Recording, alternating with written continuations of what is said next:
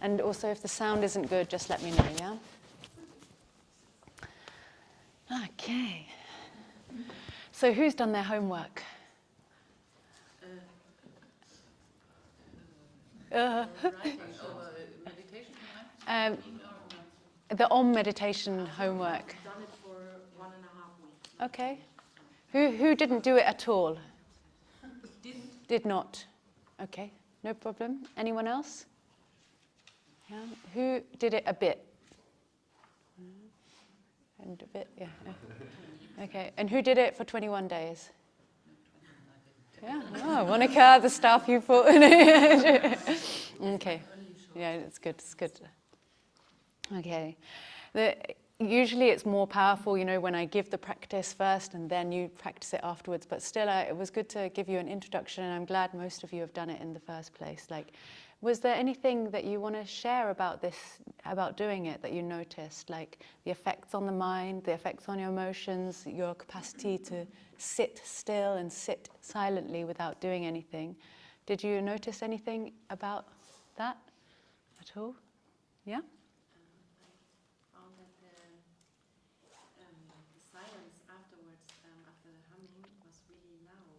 Yeah. Yeah. After I put my hands down and then I just sat there for a couple of minutes, and even it was really silent, I thought, wow, it's so loud, and it was a little bit irritating. Okay. Yeah. Okay. Interesting. Yeah. Anna? Similar. Yeah. Anyone? Yeah. Once I heard bells. Oh, really? Yeah. In my ears. Yeah. And I thought, it's in the evening, late. I don't think it's church bells, but it sounds like church bells. No, that's really significant. That's actually really significant. When you really hear sounds from within, there's the principle of, it's called the unstruck sound. So the sound that's not made, it's the sound of one hand clapping, they call it in Zen, and it's because the silent spaces opens up and you get in contact with the deeper layers. So, yeah. With any experience you have within ever, whether it's, you see lights, you see the gods or goddesses or anything, that comes, sounds or anything, never hold on to anything. Never ever hold on to anything. It just comes for a moment and passes through like everything else. Same as emotions, same as thoughts. But you can see it as a blessing, but don't hold on to it. So, but yeah, it's, and it's really interesting what you both reported, that the silence was loud. Yeah, and I would really urge you to investigate it a little bit more. Like even this feeling of irritation, because we are very restless people nowadays as human beings, It's not just like, we're not just humans anymore. We're humans with all the digital extra pressures that we have, And so it is really hard for the mind to rest in just as you are. And this is why Om is really, I feel, a tool for this time. A sound is a tool for this time because of what we are faced with our minds that humans have never had to deal with before. Yeah, and that's why I am so passionate about sharing it, because I noticed what such incredible impact chanting simply Om has had on my mind and my capacity to hold my emotions and also to purify my emotions as well. And what do we mean by purify emotions? It's like we are full of all these feelings and they all feel so personal to us, and there's so much that we haven't uncovered inside that it's like it's linked to our childhood, blah, blah, blah. So many things we do, pattern after pattern after pattern. And when we start to introduce these purifying sounds like the bija mantras, Om, Lam, Vam, Ram, they simply wash it all away. And at the same time, it helps you to create a container of silence, of consciousness, to hold that, and you can start to see things. A wave of maybe depression is coming in now. It's like you feel it coming in, like no one told it to come, it's just coming in, and what do? You just sit there and hold it, and then it will move through and out. Okay, anger is coming now, and you see it like a wave because you've become used to chanting Om, you're making sound. And so you start to be familiar. Oh, it's just another wave. This thought, it's just another wave going through, like a fish in the sea, and you are able to sink much more down into emotion, beyond the emotions. Yeah. And my yoga teacher said to me, my first yoga teacher, he said, because I was coming in and I was just like all over the place, you know, one drama after the other drama. And he could see that there was something that was like very intense in me, also calling forth the spiritual path. But at the same time, I just couldn't feel it at all in a way, you know, it was just drama. And he said, you're on the surface of the waves right now, of the ocean. Can you try and sink to the deeper layers? And at first, I just had no idea what really this meant. And then I kind of fell into it over the years. And then, seriously, one fine day, I was like, oh, I'm actually fine. And I, of course, feel upset at times. I feel all of the feelings that we feel as human beings, but it doesn't shake me out of myself anymore, not at all. You know, I might have if I spend a week with my family, who I love dearly, but, you know, being with your family, as Ram Dass has said, if you think you're enlightened, go and spend a week with your family. And if I did that previously, I would come back and I would just be like, for 2 weeks, just, like this. But now it's, okay, half a day, one day, and then, yeah, back to normal.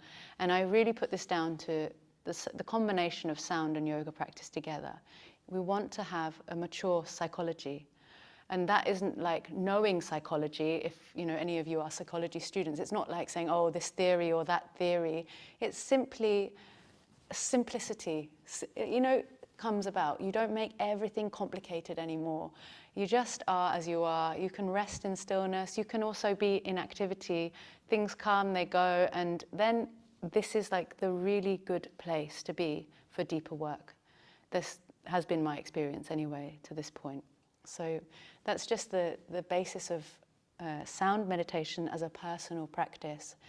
And this Om meditation, we may have time to do it again, but I would say, if you felt like the sound was affecting you today, I really would encourage you to, again, try 21 days, try and do it every day. If you want a tweak to the practice, somebody, I think it was Uta, she didn't like the soundtrack, so I gave her a different soundtrack, you know, or I can tell you another way to practice it that suits you. So a little tweak. But this deepening is essential for us as yoga teachers, because otherwise you will just be on the surface, raise your arms, you know, breathe deeply, but there's no transmission. There won't be anything, because your roots haven't gone deep in, you haven't established. So in a way, it's kind of propagating, and it's nice for people, but you can only take people somewhere where you've already arrived at in yourself. So whatever tools, whichever practices can keep you deepening, keep your spiritual longing alive and, you know, vibrant, this will continue to inspire anyone who's sitting in front of you when you're teaching yoga classes as well. Yeah. So that's on meditation. Feel free to, you know, if you have a question about it in the break, we can also talk about it one-on-one. But today's session is all about how you can use sound in a yoga class. So it's very practical. Yeah, I'm going to teach you the basics of the harmonium, so you all get a go, because we are a small group also. Hopefully everyone can have a turn. And yeah, so did you have any reflections on how it was in the first yoga class today, what the impact of sound was there?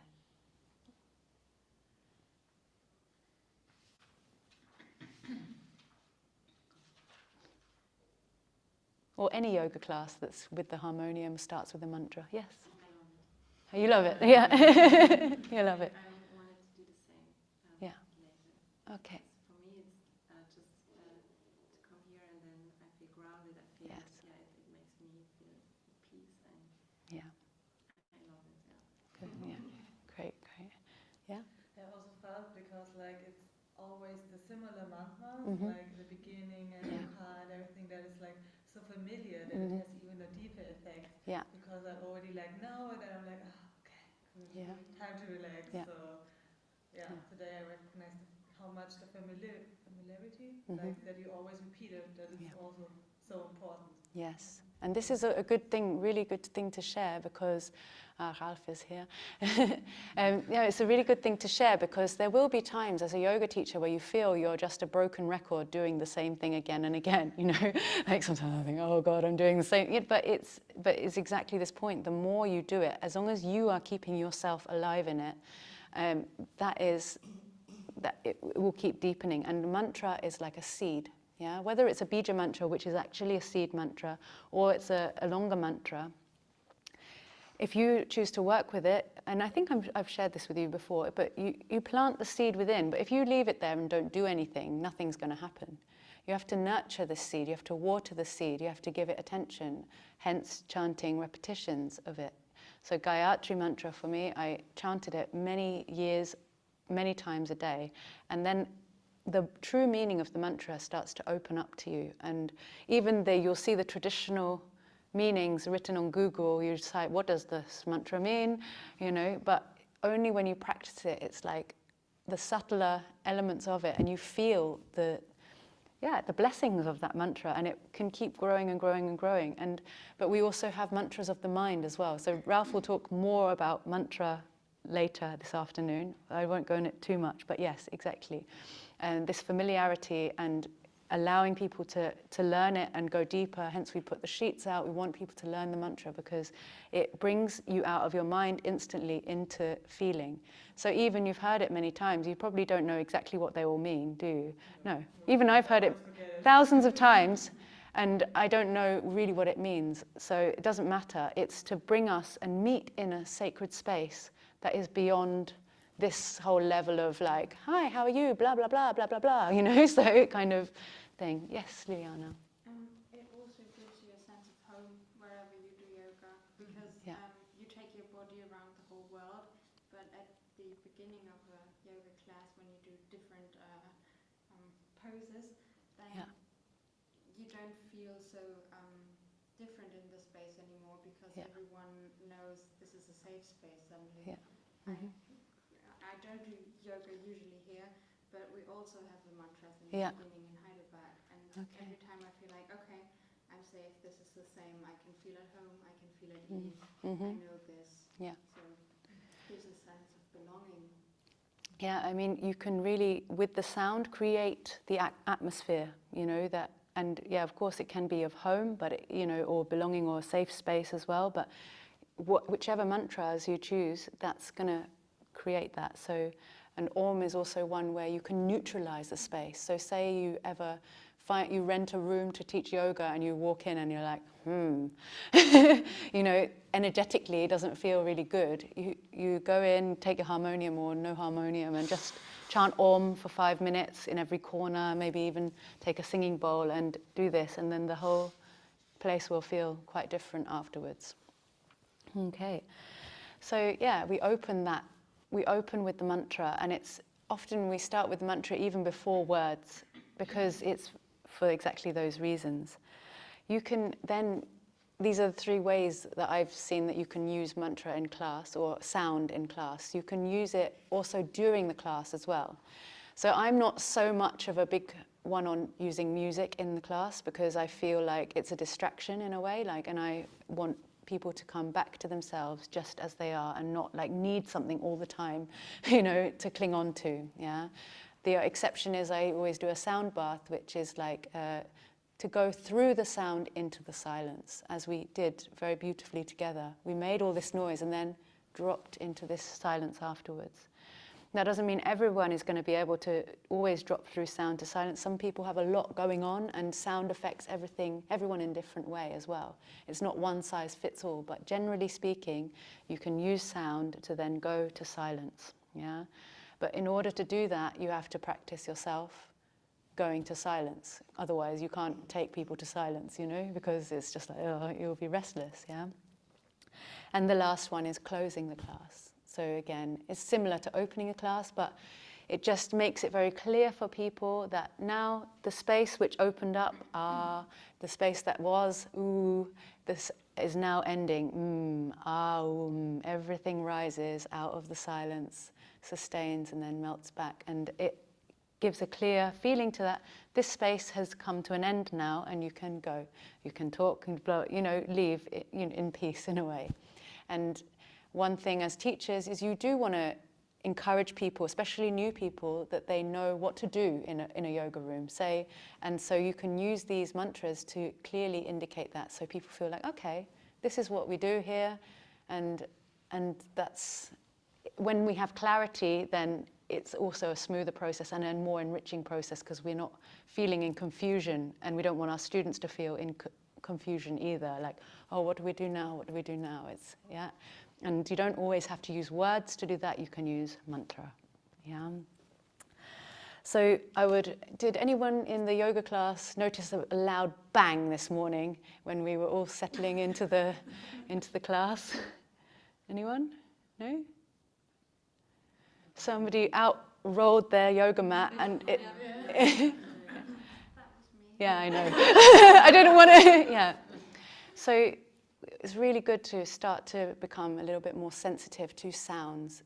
Whether you're as a student or as a teacher, it doesn't matter. How do you enter that room? What is the vibration of that room? What is my vibration now? Not me, you know, as you walk into that. Have I just come from a stressful situation and this is now a calm space, or, you know, and like, how can I tune in immediately and act in a way that's conducive for everyone to also be able to, I'm not having a go at you, it was actually a good example because, you know, yeah. Yeah, so this is listening to the sounds of environment. And you can even encourage people, if there are sounds which are building works outside or birds singing, whether it's good or bad sounds, it doesn't matter. You can encourage the students to listen and tune in, also include everything. Yeah, there may be someone who's a bit more disturbing in the class at times, making sounds for whatever reason, you know, and you can sometimes just get people to include that, because sounds can be disturbing, as we discovered this morning, you know, so not with your mat, but I mean in the sound meditation, you know, that, yeah. So also getting the students to listen to themselves. So in the class, you can tell sometimes everybody's come from different places and it's a little bit like this, you'll feel it in the room. And you can encourage them to tune into yourself and listen to others. So first you take control of your own self, listening around and using the sounds to create the space. And then you can instruct them. Listen to the sounds outside, listen to your own breath, listen to the other's breath, whatever feels right for you, but just giving people this sensitivity. So you impart your own sensitivity on them.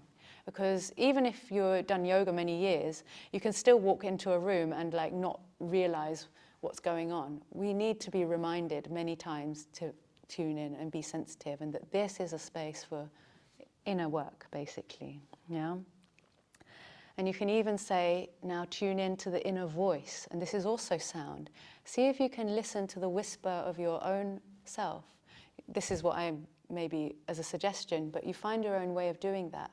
Because of course we all want to hear from ourselves what's going on. Don't always want to be told, do this, do that kind of thing, you know. So listen to inwardly to what you need today, how you need to practice. That's what I often say.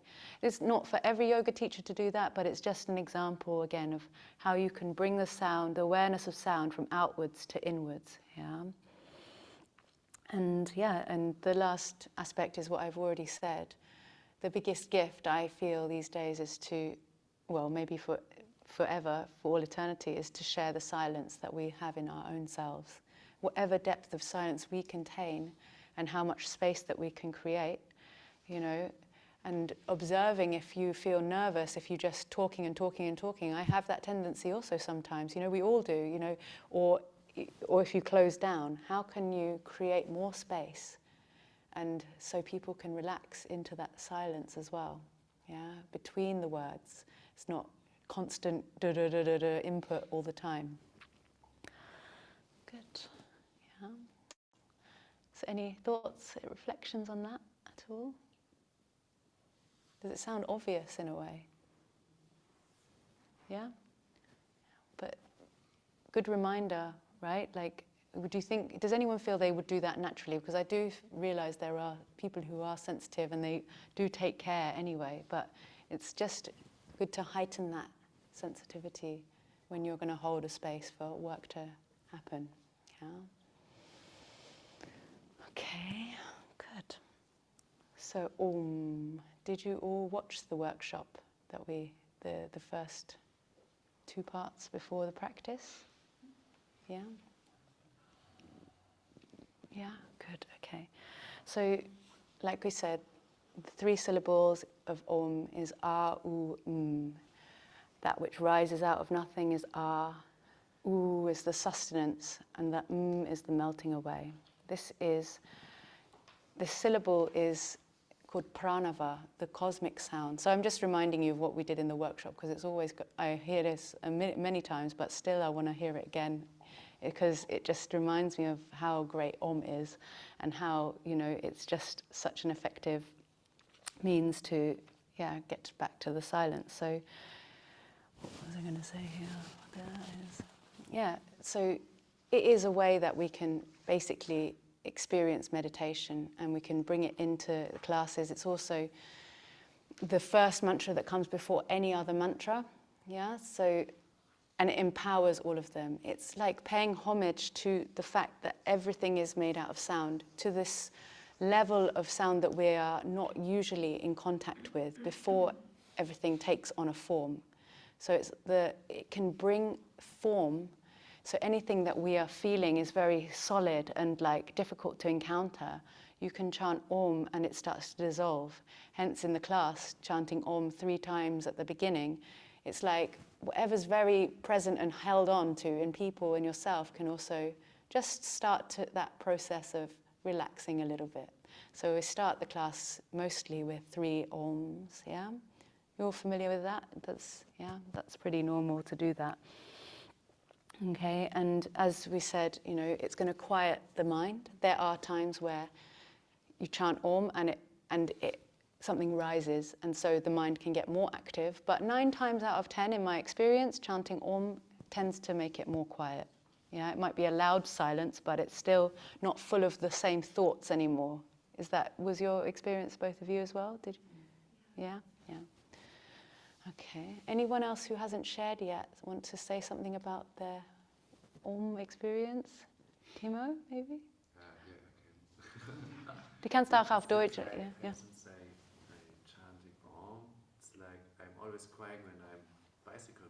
You're crying on a bicycle? Yeah. Wow. Right now too, but it's okay. Good. It's getting something Good. out, I don't know. Nice. Beautiful. Thanks for sharing that. Yeah, keep chanting Om then, and yeah. Keep bicycling. Yeah. But if it's really doing that, it's because, like what I was just saying, something again can melt. Something that is stuck can start to dissolve, and that you can't really do it by going, oh, why is this because of this? It's just like a blockage, and then through chanting the sound of the formless, the form loses its power and dissolves back into the formless. So if you're ever feeling like really a strong emotion, or like even a physical sensation in the body, chant Om. It may not disappear, but it will create a space around it. Yeah. Yes, Christine? Makes me more friendly to myself. Yes, beautiful. Thank you. Like a hug to myself. Oh, wow. This is a space I wanted to hold it longer. Wow. Thank you so much for sharing this. This is a really important point, okay? And one of the things, I was saying, to get to this point where you feel at ease and like, okay, the emotion's coming, blah, blah, blah. This point of having an inner dialogue with yourself, which is loving, is an absolute crucial thing. And Om definitely helps to do that. I remember this, but it happened to me some years ago. I initiated a dialogue with myself where I call myself darling because I used to be so hard on myself. Like everything is not good enough. Everything is like, needs to be more. That's okay in a certain way. But when you start to be really hard on yourself, it becomes impossible to rest and be easy and not be constantly in action. If that's your personality, which I'm a woman of action, but if that's just without a stop, then it's like a very restless existence. And then when you say, okay, darling, okay, my love, you know, and this was a phase, I don't do that anymore, but it was really helpful, you know, just to bring that sense of peace in. And yes, Om definitely can do that, because it detaches ourselves from whatever it is the mind thinks is so important for a moment. Just for a second, it like, is it so important? And you can have that like lovingness again. That's really, really great. Thank you for sharing that. Yeah, and you should also then continue chanting Om. Many reasons here. Good, good, good. Yes, Liliana.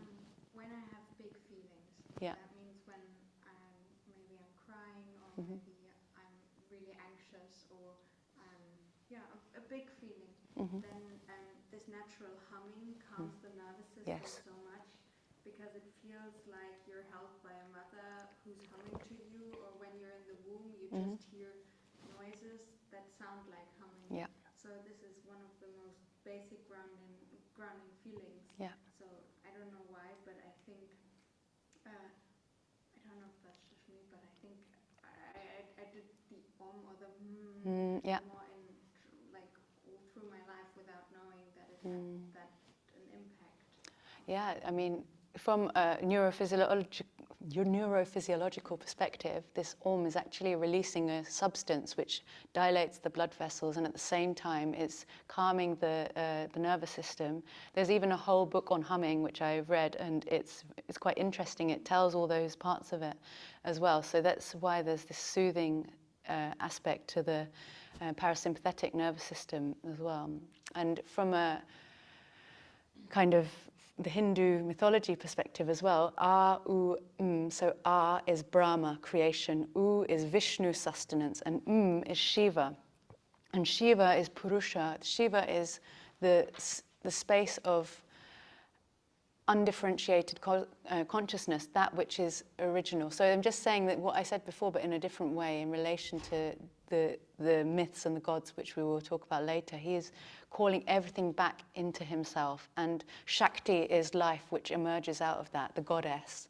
And then, so every experience that you ever had is the goddess in manifestation, and Shiva is the witness of that. So this sound is related to Shiva and brings back everything into itself. So that which is bothering us, big feelings, like you say, they just get dissolved and get called back into that space again, once more. And also, it's the witness, so capacity to see it and not make a whole story about it.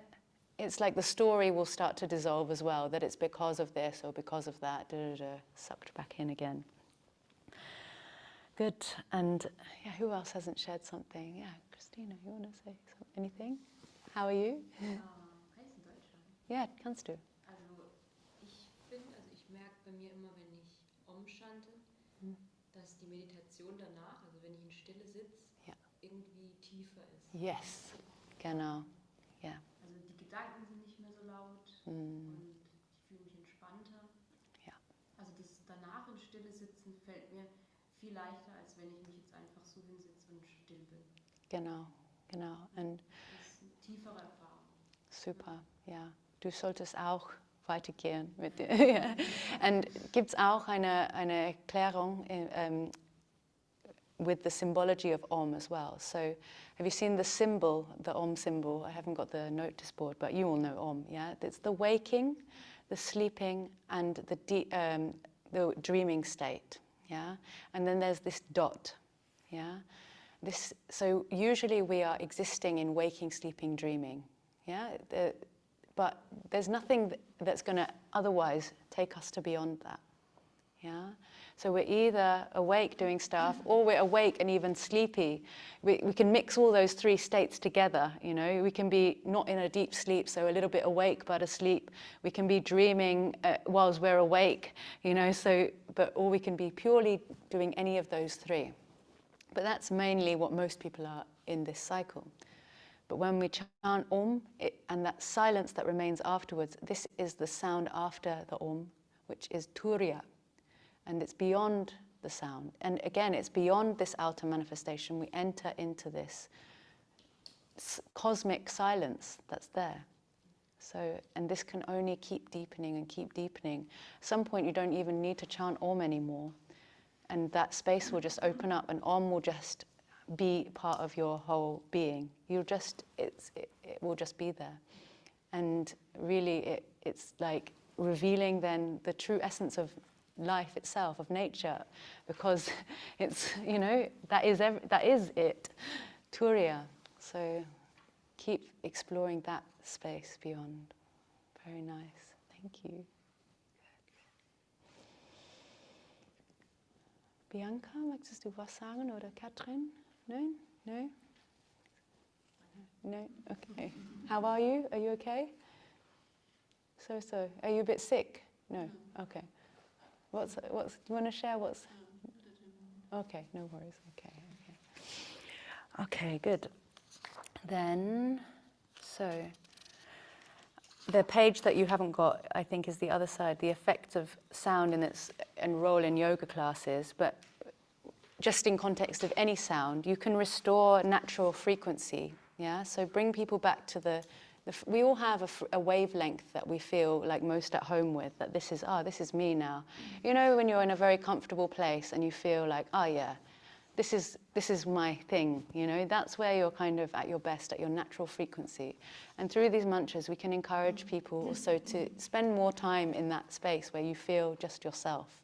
So it's not like all over the place and like you feel like you're, you know, influenced by other people all the time. So this is another way you can use mantras.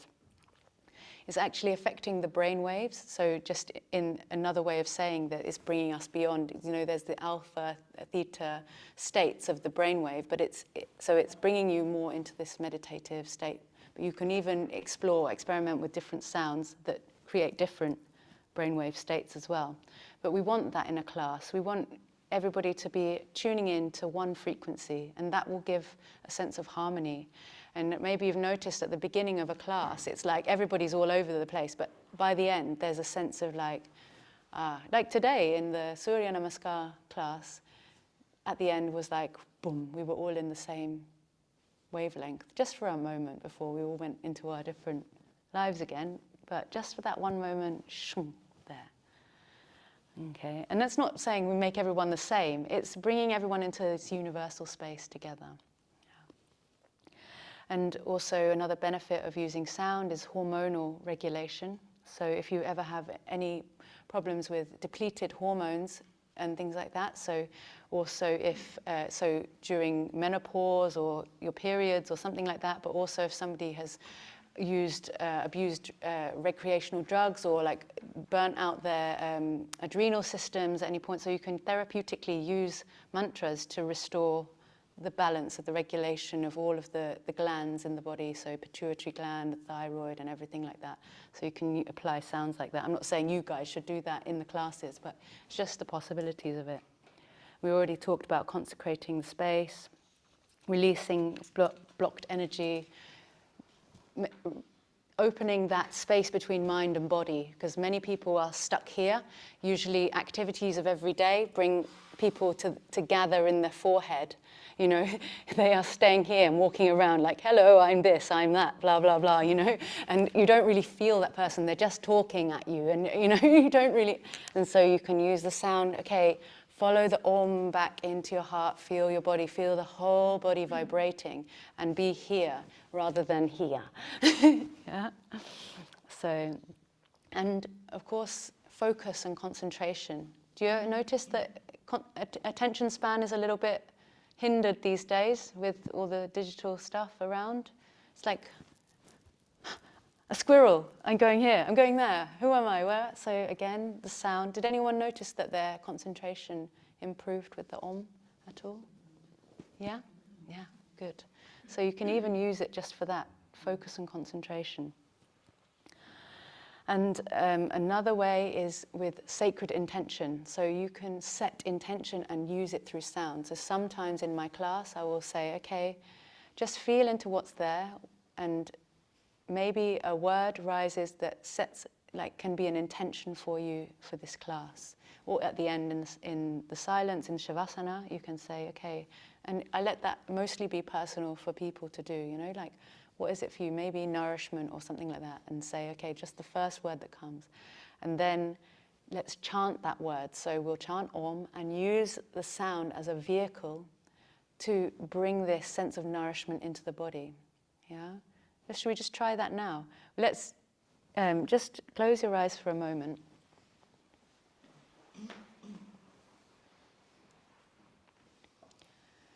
And just feel into yourself now, like what do you need right now on an internal level? It can be in any way of expression of you that you like. Just let one word come to you.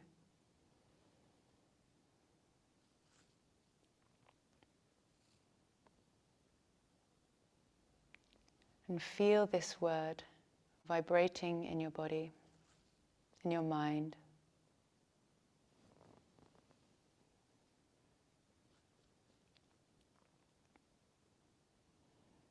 And then we're just going to gently chant Om for 1 or 2 minutes, using the sound of Om as a vehicle for our intention, sending it to every cell in the body through the Om.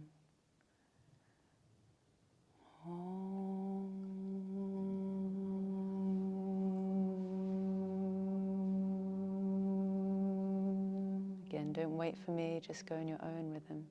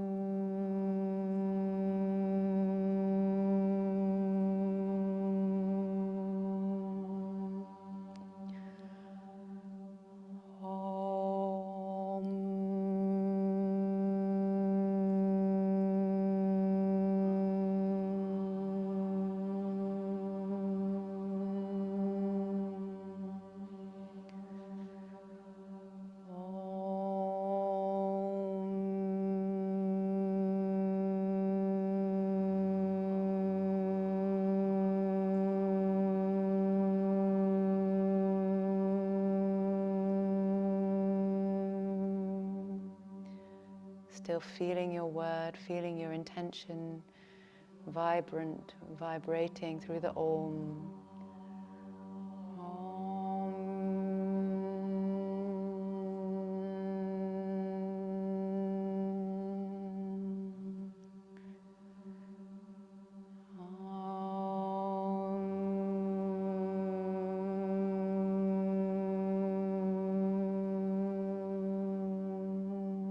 One more.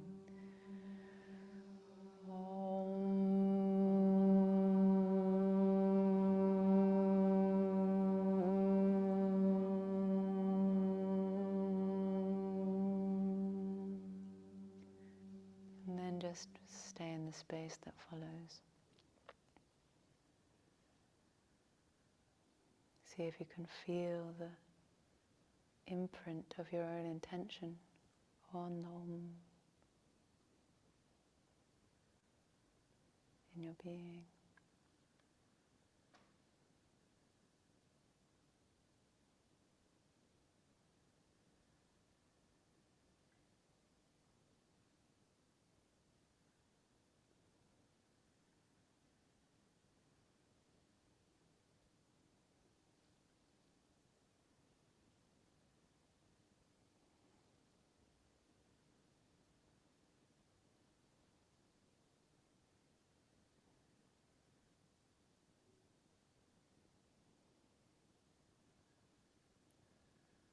Good, and then open your eyes slowly.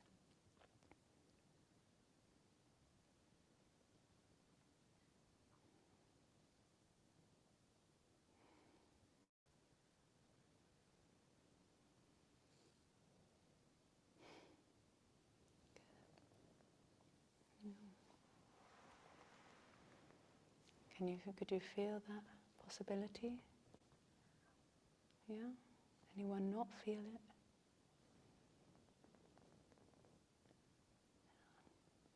Good. Hard to speak after. Yeah, just a mini exercise, yeah. So intention, was just a little taste of intention. Did you manage to, Caro? Yeah? Could you feel it? Yeah, good. Very powerful. Takes a little bit of extra effort when you're home practice to bring that, but can be really, really powerful as a little tweak into it to bring it alive also. I think one person, I think Monica, you told me it was a little bit boring. Yeah? It's okay, like intention, see if you can bring that in and give it a more clear focus of what you need and bring that through the Om a little bit, yeah? Because intention is always carried, and this again why it's good to send that. It's going to be carried by your voice all the time. You say I love you to someone but you don't mean it, they know. You ever said I'm sorry to someone and you don't mean it? You know, they know, you know. It's like, so this vehicle of sound will always carry what is in our heart's intention, yeah? And people will feel it, even if they don't realize straight away. They'll get a sense of you. Yes, Miki? There's also like this whole thing about language. Yeah. That you feel the frequency of the Absolutely. and that you get more conscious about your language. Absolutely. The frequency you're sending out. This is what we're talking about this afternoon, yeah. Okay. Yeah, yeah. Ralph will talk very nicely on that point, but yes, exactly, yeah. And, you know, at a certain point, you can't be fake anymore. There's like, you know, until a point you can like, yes, I'm fine, you know, like, but after a while, this becomes so exhausting and you just like, you know, not that you tell them, oh, I'm really down all the time, but it's like, just there's no need for that anymore. You just want to be as you are. It's like, and then you also act appropriately for it. You don't, if you're feeling down, then you don't go to a party or something. You tell them, oh, I'm feeling really down, you know, because this honesty, and this honesty is another really great, well, it's essential for you as a yoga teacher to keep deepening, and for what you share and for people to feel is really truth. We are, you know, yoga is the path of truth, no? And asatoma, sadgamaya, bring me from untruth to truth. Yeah, that's this mantra. And yeah, so beautiful. Yes, Anna. I made the experience with yoga teachers in the past. Yes. If I recognize that a teacher seems to be not authentic, Yes. can't Yeah. accept anything of him. Yeah, yeah, yeah. Me too, me too. Completely. I actually only went to one yoga teacher in my life because anytime I went to another class, I was like, something was just not quite right. And they are very, very rare to find someone who's really like, you know, feeling like, okay, yeah, I can learn from this. Because it's not about, this is, you know, a lot of teacher trainees also like, oh, I can't do the down dog properly, I can't do hand balances, I can't do handstands, I can't do handstands or anything like that. I've been teaching for 12 years. It doesn't matter. You know, there are people that, you know, asana is their way, yeah? And that's fine, great, all power to them, namaste, like great, bring that and go into it more. But for me, that's not my path, you know? And so, of course, I went through all the insecurities. Oh, Ralph, I can't do crow, oh, you know, like, it's just my anatomy just doesn't do that. But this aspect of authenticity is most important, because after every single class, somebody, at least one person said, oh my God, that was just wonderful, I can feel myself again. And that is what the yoga is really about, you know, to come back to yourself.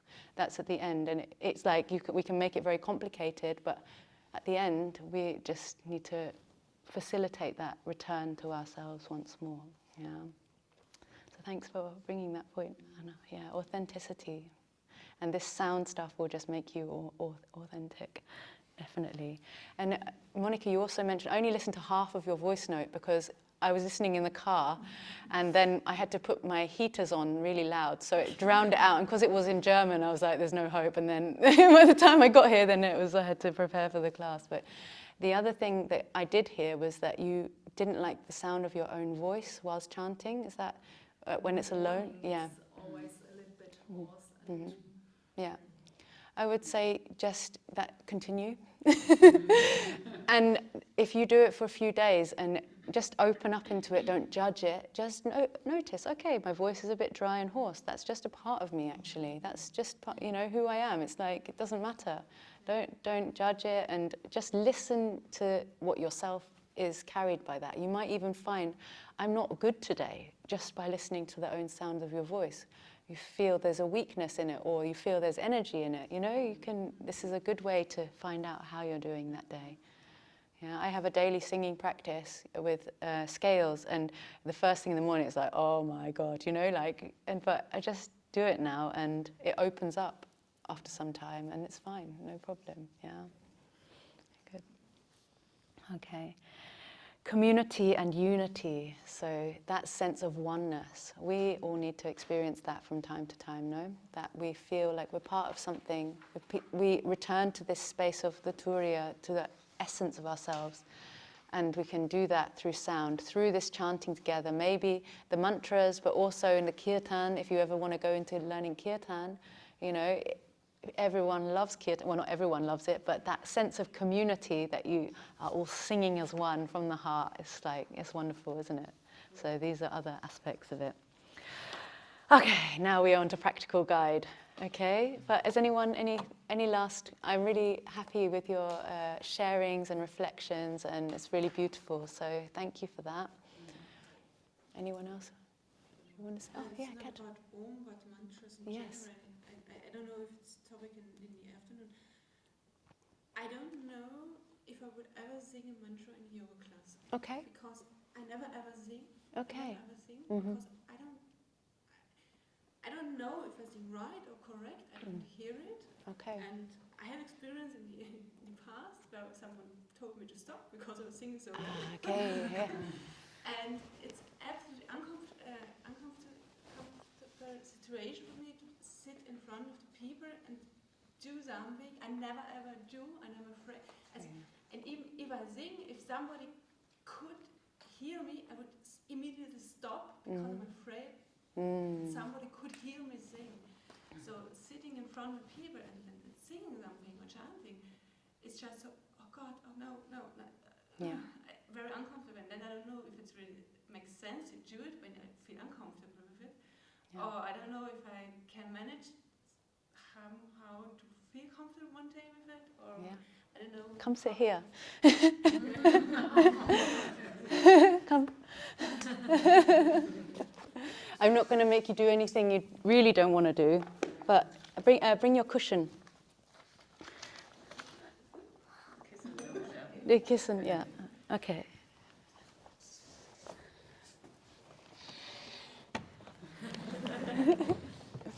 Okay. So just when we were doing the sound bath, did you make sounds when everybody else was? Mm-hmm. Okay, so you can make sounds. That's just want to check that. Okay, so if we take out any possibility that you can, there's nothing that you can do that's wrong. Yeah. So even if you come out and say like that, it's not wrong. Okay. And all we're going to do is play a drone and chant Om 3 times. Once, to start with. Okay. But first of all, just play the harmonium. I want you to play this note and this note with your right hand. Yeah. And then pump, see if you can make a smooth sound with your left hand here. Use one as first this and yeah, both together. Use your thumb and your middle yeah. and your middle finger. Yeah. Yeah. And then put your left hand, rest it here. It's the same moment? Or at the same moment, yeah. Okay. We're just going to hold it down. Okay. And then gently pump and see if you can make a continuous sound. So press these down first. That's it. Good. Keep pumping. That's it. And see if you can make it continuous, so it will be like...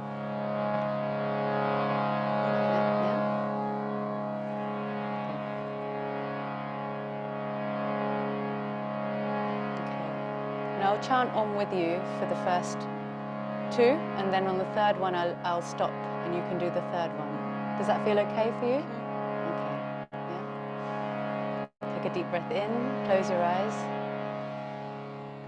Om.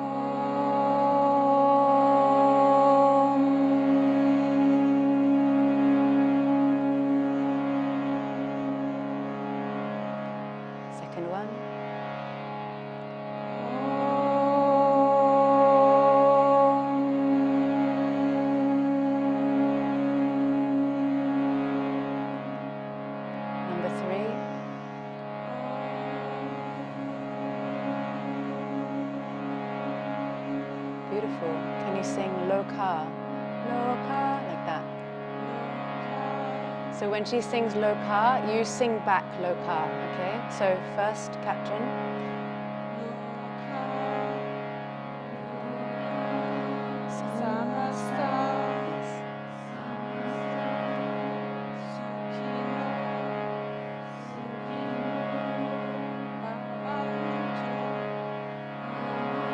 Beautiful.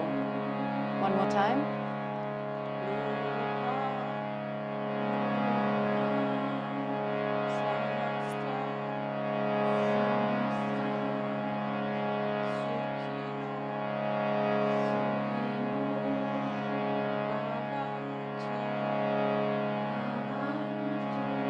One more time, if you can.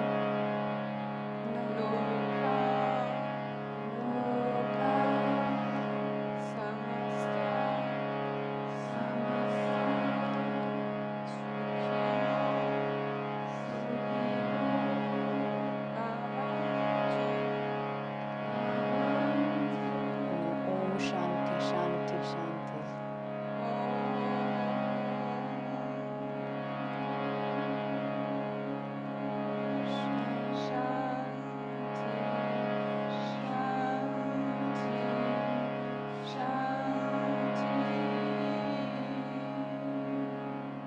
And see if you can slowly stop. Beautiful. Nice.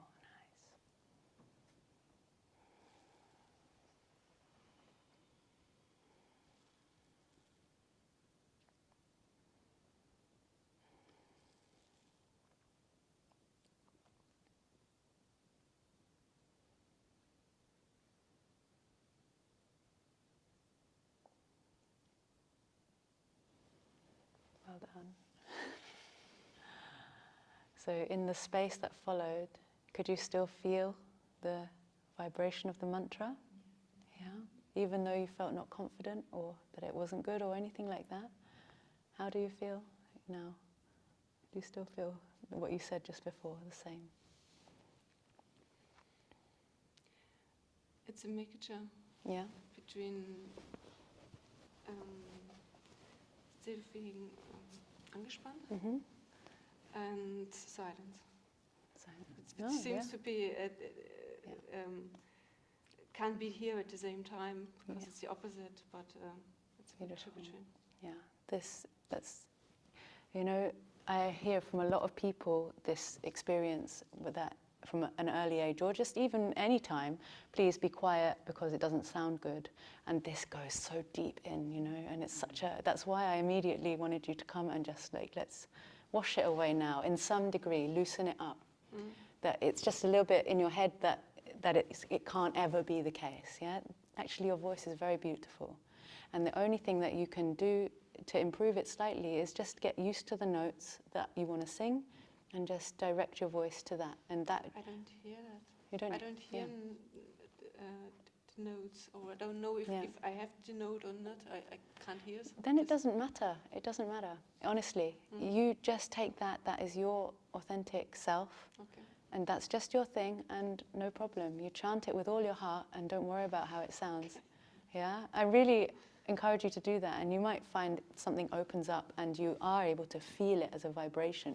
Because of course, you know, that is a case with some people that, you know, you don't hear tones in the same way as other people, same way as some people see more colors than others, or some people feel more than other people. It's just, you know, it's your uniqueness. Yeah, so sing it like totally confidently with all your heart and people will still feel it. And that's what matters. It's not about whether it sounds good or not. Yeah, and you can maybe get a harmonium or a shruti box. Yeah, have you heard of a shruti box? It's like a harmonium but without keys. You just squeeze it and it makes this drone sound. And I actually felt that you can hear the tones because when I was singing with you, you got drawn into my voice singing it. Yeah, so I think it's something that you should explore a little bit rather than writing yourself off as like, I don't hear tones. Yeah, if it's a clear note, you will hear it. And one thing you can all do, like if you get a harmonium, so we're playing two notes here at once, but one of those notes is going to be our note for singing. So, yeah, and start with the hum first.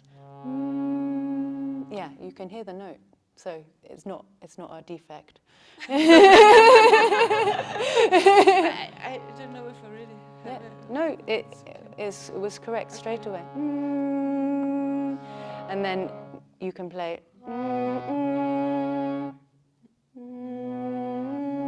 Yeah.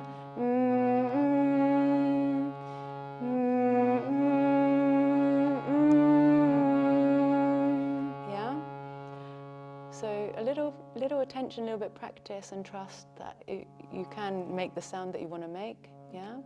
And don't worry about the quality of your voice, because the quality of your voice is very lovely. Yeah. It's, you know, and it has this tenderness, and if you can just let it be as it is, just let yourself croak out, you know. And isn't it so beautiful when you heard that sound? Didn't it touch your hearts? Yeah. So that's the main thing. Yeah. Yeah. Super brave. Yeah. Yeah, you probably all thought, what's she doing? Like, why am I getting her to do this in this moment? But no, really, because it is the most beautiful thing. When somebody who's just expressed like you expressed, and then you literally said 1 minute ago, I can't sit in front of people and sing. And then one breath later, you sat in front of people and sang. So. Did I close the eyes? Thank you. Yeah. Who's next? I don't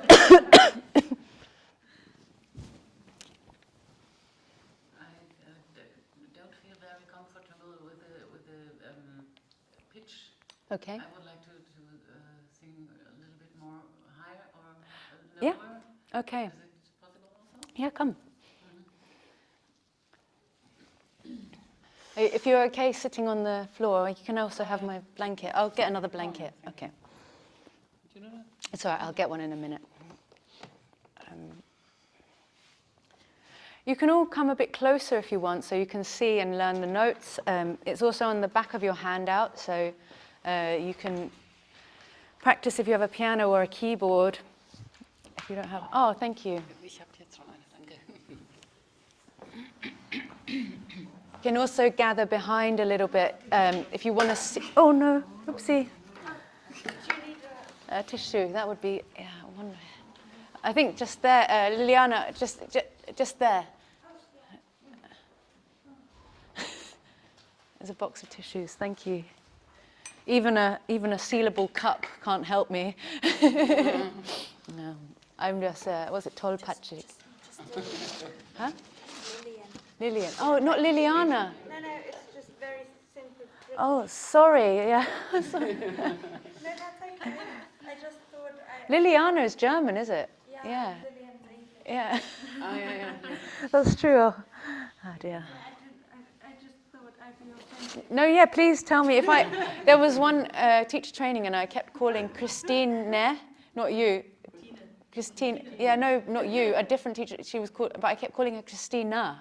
Because in England, yeah, we don't have Christine in England. So I was like, oh, Christina, yeah, or Christine, we call it if there's the E. Anyway, so just tell me. It's important because it's your name, of course, the sound of you. Okay, so this is lo, ka. I tried. You can do it. I'll teach you higher if you want, though. Okay. So what's written on the diagram, you just transpose it. You count some more keys. So if these two are the notes, you can do maybe... so 1, 2, 3, so that one, and then 1, 2, 3, so those two together, B and E. I'll try. This one? Yeah. It's so small. Yeah, and rest your hand here. The palm of your hand can rest here. Yeah. You're pressing down two keys together, so try and get a clean sweep there. That's it. Good.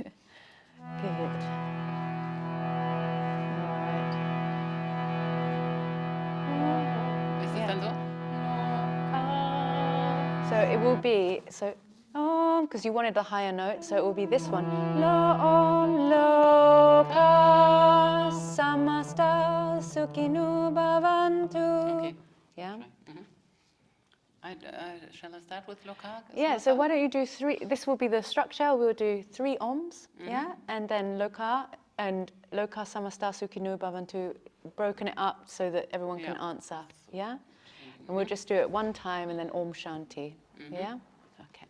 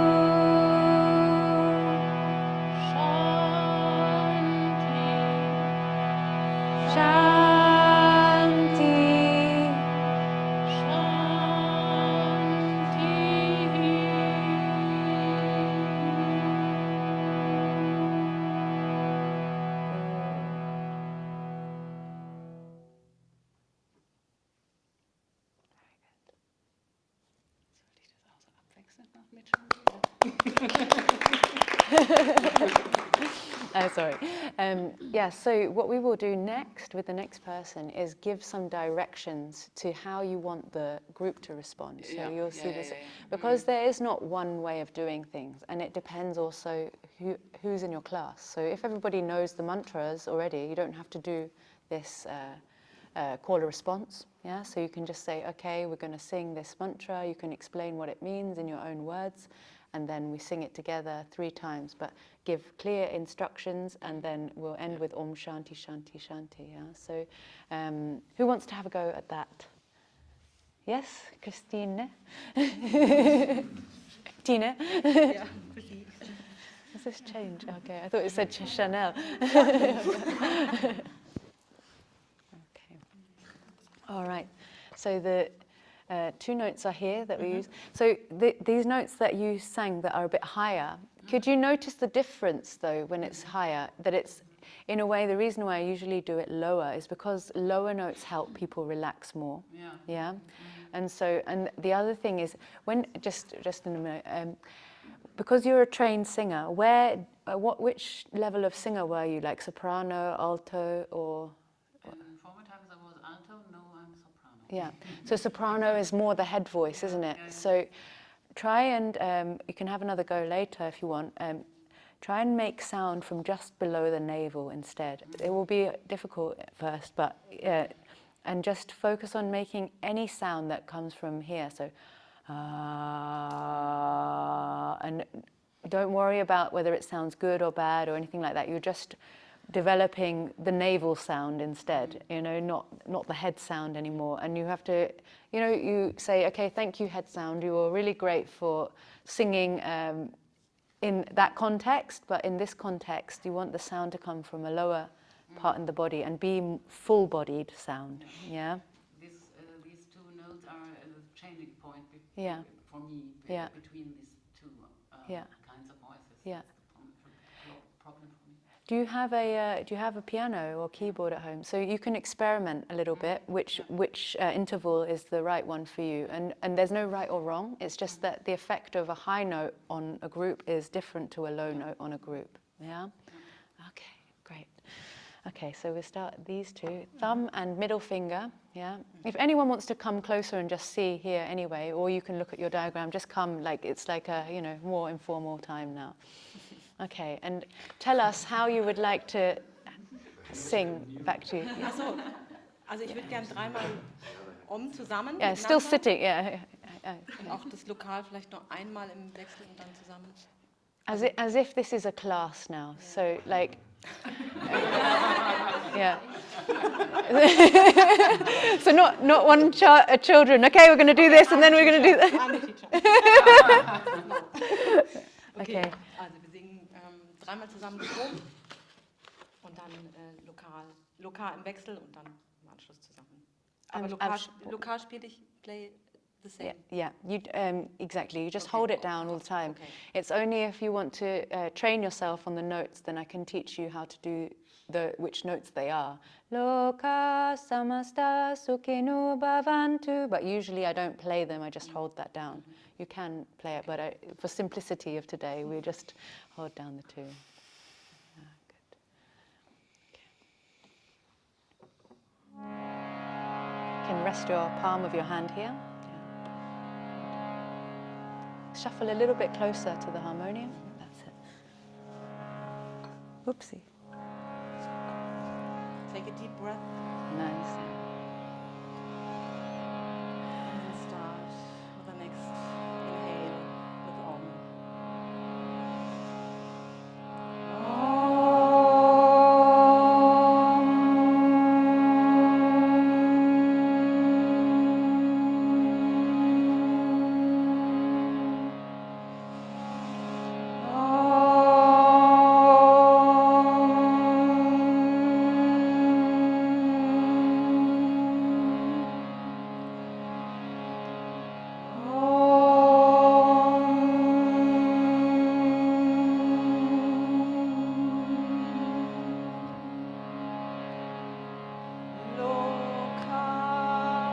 Loka samasta Sukhino sukhino bhavantu bhavantu.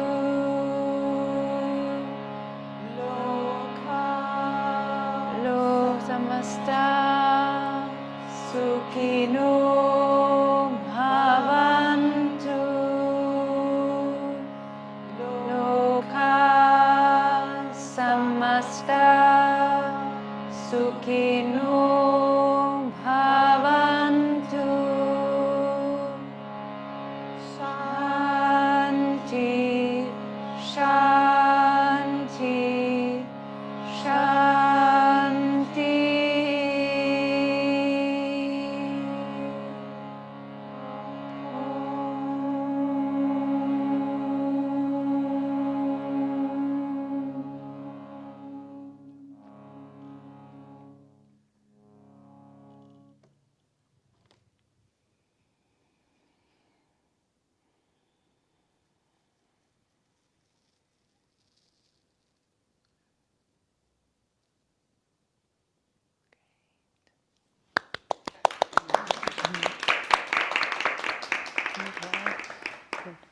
I'm just going to just give an example. Usually I first show an example of like how I would start the class and instruct each of you to do it. But it was really good, Tina, that you just did it from your own spontaneity.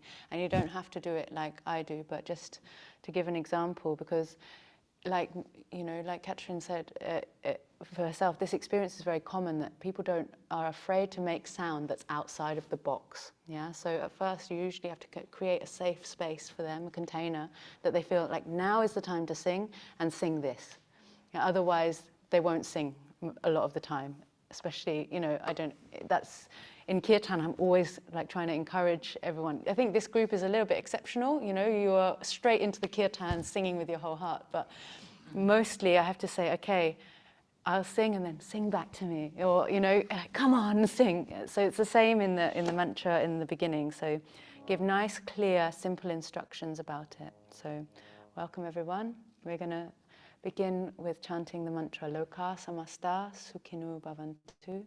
It means it's a prayer that is wishing all beings in the cosmos everywhere true happiness. Yeah. So we'll start with 3 Oms. And then we'll sing call and response 1 round, and then we'll sing it once together, and afterwards end with Om Shanti Shanti Shanti together. Yeah? Okay, great. So take a deep breath in, and exhale, And then with the next inhale, we're going to exhale with Om.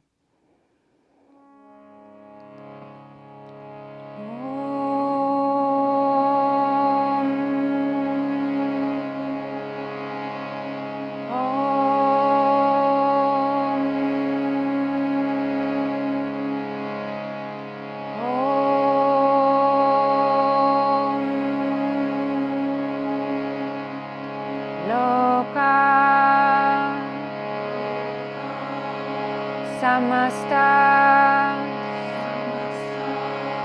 Sukhino Bhavantu. Together.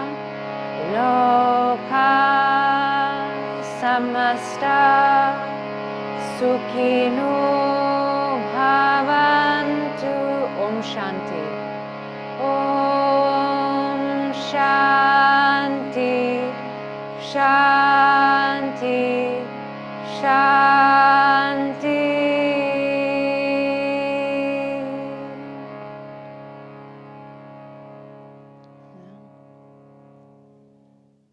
So I gave the instruction then at the beginning and then again during. So don't be afraid to do that. Yeah. Because people forget after 1 second. What? Even I forget. Sometimes I say chant 3 times and then I only do once or twice or 4 times. Can't count anymore. Because as soon as I start chanting, my brain stops working. So, okay. Anyone who wants to go next?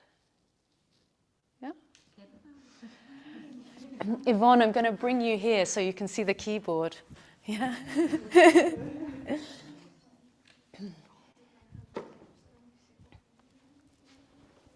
Is that okay for you, yeah? Okay, good.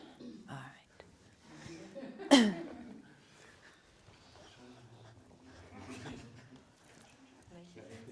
Oh, sorry. Yes, it's this one and this one. G sharp and C sharp, or gis and cis. It should be on the back of your thing, so, but yeah. And then rest your hand on the, is it? Yes, that's it. Great. Okay. Wir machen dreimal das Om zusammen. Dann machen wir das Loka Samasta im Wechsel und noch dreimal gemeinsam. So we'll just for time, we'll just do once together. The Loka. Yeah. Otherwise, it will go on for hours. If everyone has also a go. Einmal im Wechsel, einmal gemeinsam. Yeah, genau. Yeah. Habe ich dreimal gesagt? Yeah, okay. It's okay. And Om Shanti you can say as well. Genau. Yeah. Und Shanti, Om Shanti am Schluss gemeinsam. Dann schließ die Augen. Lass den Atem fließen. Tief einatmen.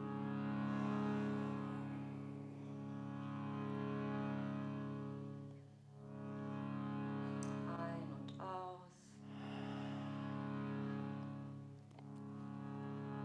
Tief ein und mit der Ausatmung.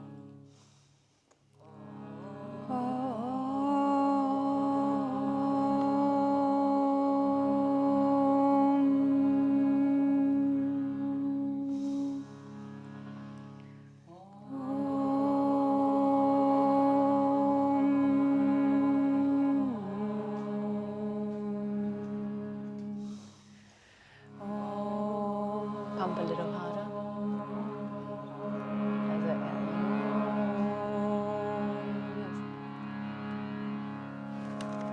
Loka Loka Samasta Samasta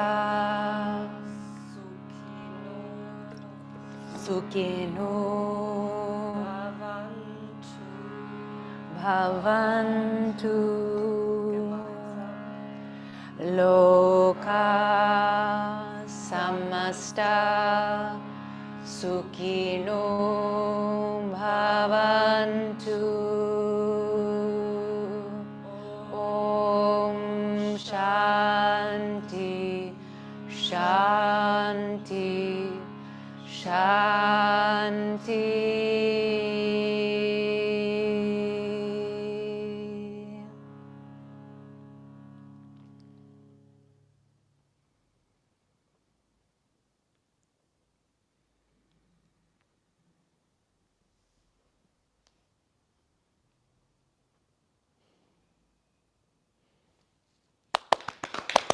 Very good. So, yeah. No, so you can rest your palm here and then like that. Oh, also don't ever squeeze it when you haven't got notes. Press down, yeah? So rest your palm on here, yeah? Yeah, yeah. And then squeeze it both directions in a way. Yeah. Yes. What happens if you just squeeze and don't? No, have a chord. So it will affect the reeds. They're very delicate inside, so it's like forcing air into a container that is like it will burst basically. What doesn't burst, but you can damage the bellows and you can also damage the reeds as well. Yeah. So that's the reason. Okay, just with regards to the note, the one that will be most comfortable for everybody to sing. Did you notice it was a little lower than? Yeah. So go for the sis. You can play that first. So, loka. So you start. So you can sit down and try it next time. But that's good. So I can tell everyone that. Yeah. You can sing it on this. It still sounds good. But maybe Timo, you would struggle to sing this low. Low, because the male voice, it's like a little bit low. Yeah. So the safe bet is the C sharp. It's in everybody's range to sing. Yeah. So good. Well done. Very good. Who's next? Yes, Lilian. Yeah, come, Lilian. Should I actually come? Yes. We can't play the harmonium from there. Well, I'm not. Good, good, good. Okay. It's very different over here. Yeah. So bring it close to you. So no, don't ever like go over the harmonium like that. Keep your spine straight and your heart open when you're sitting at the harmonium. Like that's what you'll transmit. Otherwise, if you're like this, then you transmit this. Yeah. Can I first start a little, or like make myself feel comfortable with Yeah, it? yeah.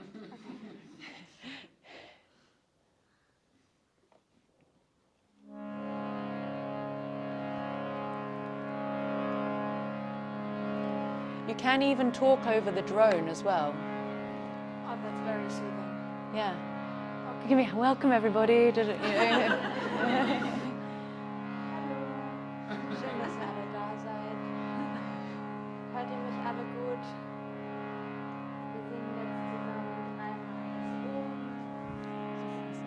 das Sorry. Danach Loka, Sommerstar. Alle gemeinsam. Yeah. Okay. Dann nochmal und dann Shanti für Frieden. Also wieder die Augen schließen.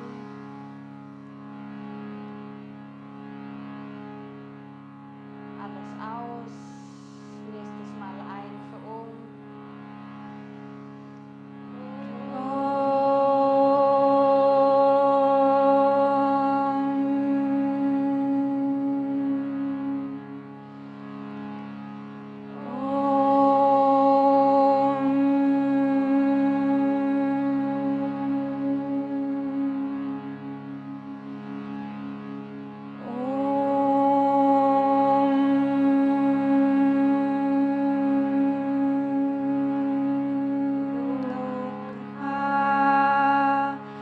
Samasta Sukhino Bhavantu.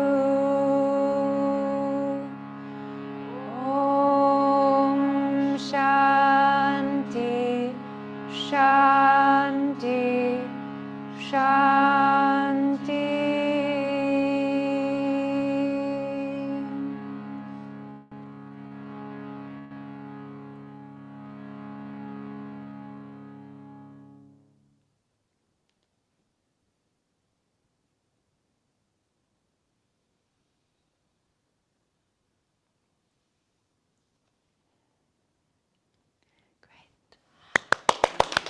Very good.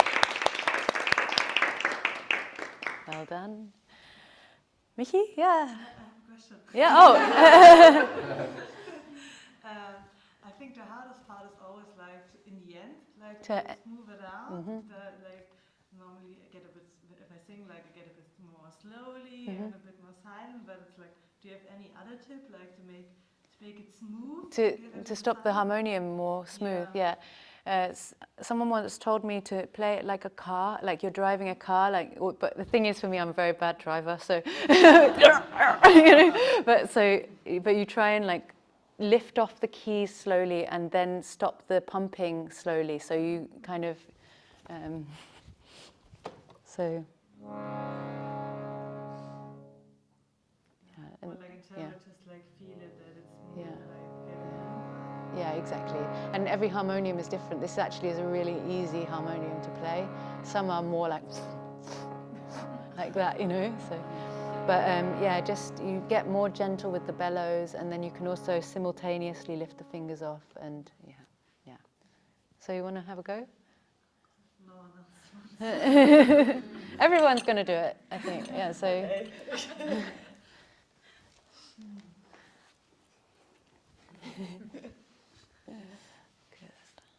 Okay, it was like this and this. Yes. So this one? I go usually this too, yeah. Okay. You don't have to, but it's again the low notes are more relaxing for people.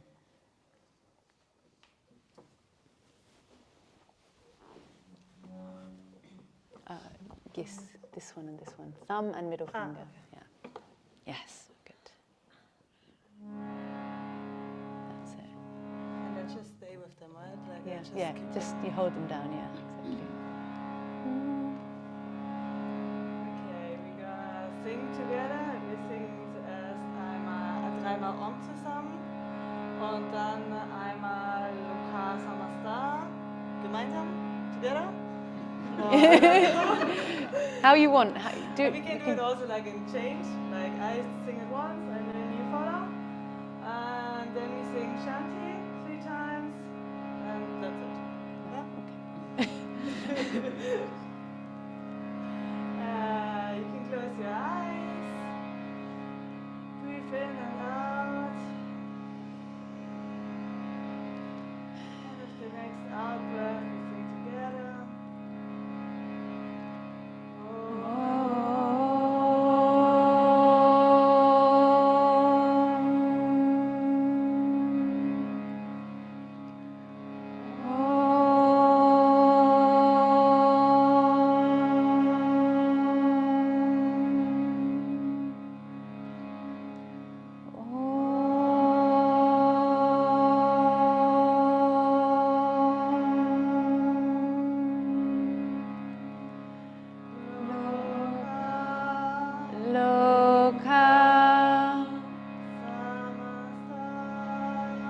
Samasta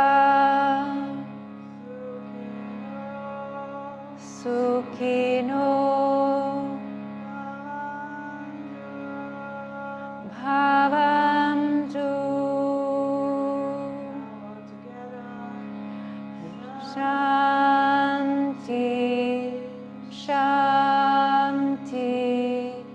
Shanti.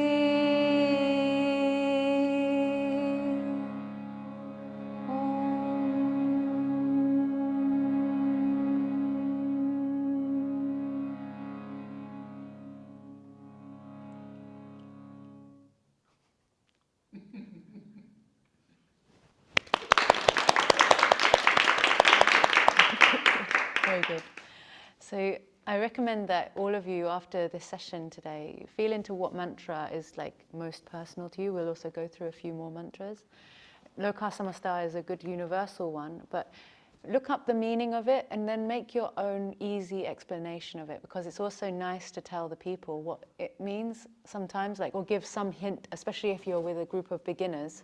Of course, mantras don't all mean something, but if you make yourself a little structure and then you can improvise off that and you feel a bit of clarity, you don't feel that fear of like, oh, what should I do, each time. So just write it out, maybe learn a few meanings of some simple mantras, and then you can explore that, using those in the class, yeah.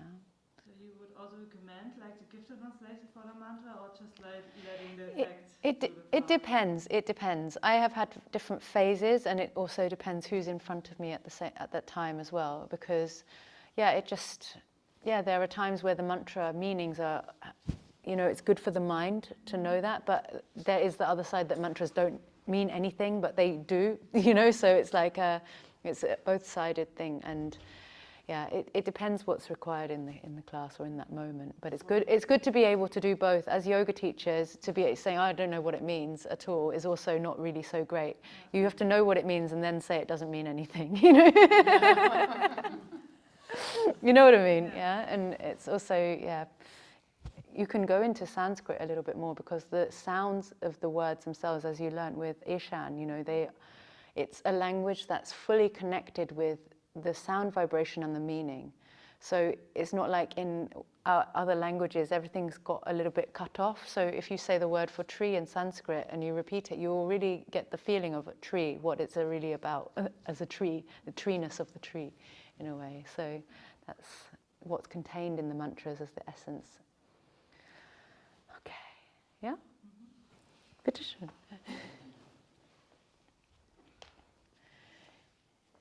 Yvonne, don't think you're getting away with it. We have a stereo system and a long cable. So okay, yeah, Gis and Sis, these two. Yeah. The middle finger. I use thumb and middle finger, yeah, exactly. Yes, good. And yeah, nice. Okay. If you hear that funny sound, it's because you are pressing down more than one key. Yeah.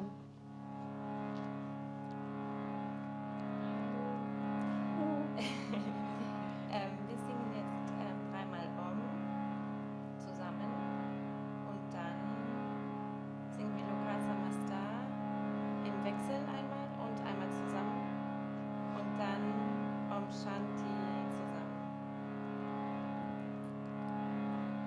Ihr könnt einmal tief ein- und ausatmen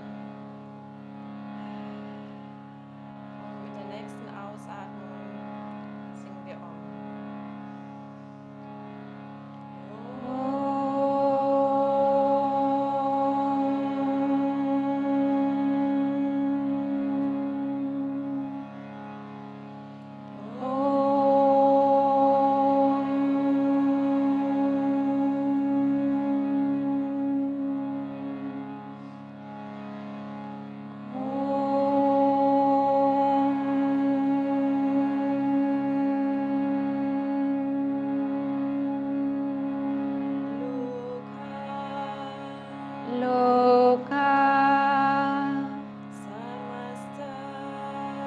Samasta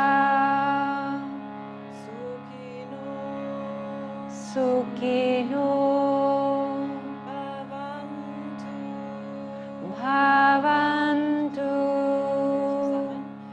Loka Samasta Sukhino Bhavantu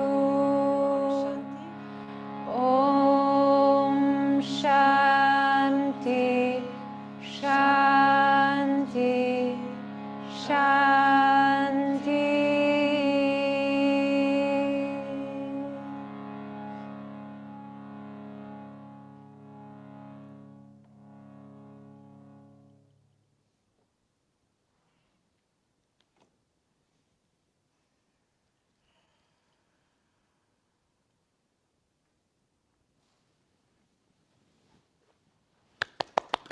Very nice, very clear instructions.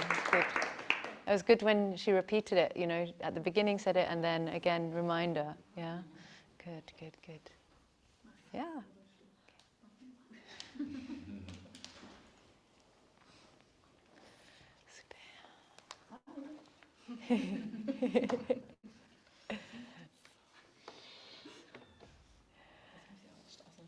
The Daumen? Thumb on Gis. This is this one, black one. Thumb on the Gis and the middle on the Sis. Yeah. Okay, good. And rest your hand palm here. Okay. Yes. Yeah. And just be careful you're not pressing down other keys. That's why it makes this other. Yeah. Okay. So just, yeah, good. Good.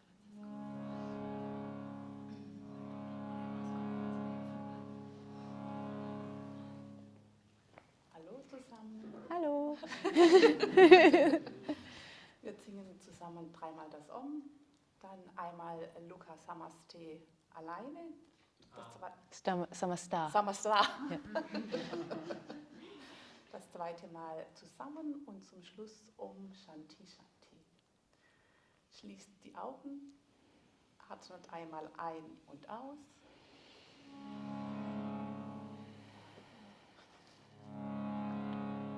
Nochmal ein und dann zusammen.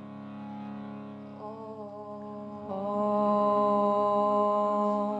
Try sing this note. Om. Sing this note. Om. Yeah. That's Om.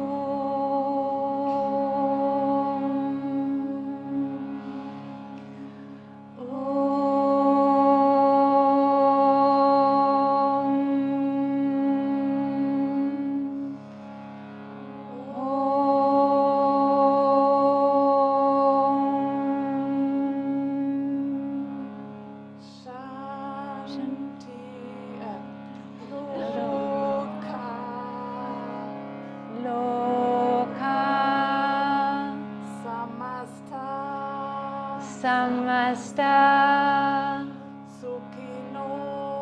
Sukhino Bhavantu Zusammen. Loka Samasta Sukhino Bhavantu Om Shanti Shanti Shanti.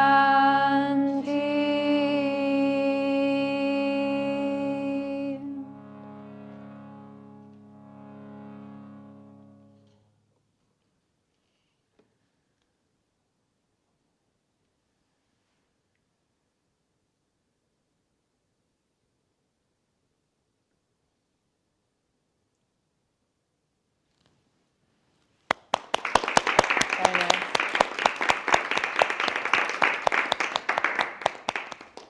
Yeah. Yes. I always have the feeling after the shanti Yeah. that there's like an om missing. Like I was singing Yeah, om at the end. yeah. You can do it either way. Actually, I was always in my. My teacher always did Om Shanti Shanti Shanti Om. So you can do that. It's the more traditional way is without the last Om. But so you can decide what you like, feel is best. Yeah. Okay. So don't worry. And how many keys can you press at the same time? It depends which keys, because yeah. I mean, depends also. It's on your how many. Yeah, but usually for the drone, it's just 2. Okay. Yeah, it's this and it's specific interval that gives this Vedic sound as well. Yeah. So do you know which ones? This one and this one. Oh, Ralph, can you get the charger for the laptop? Otherwise, we'll lose Yvonne. Okay.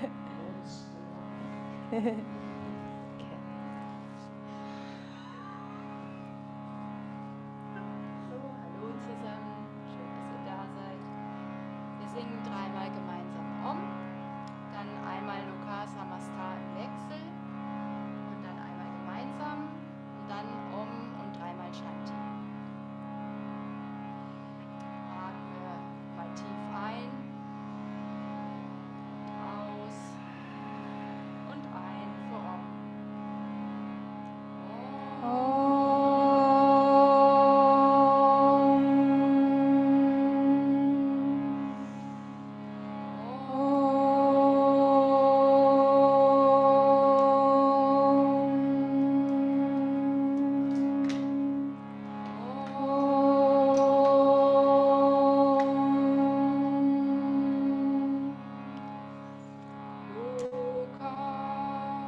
Loka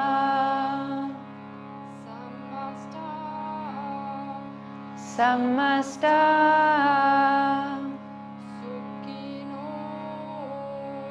Sukhino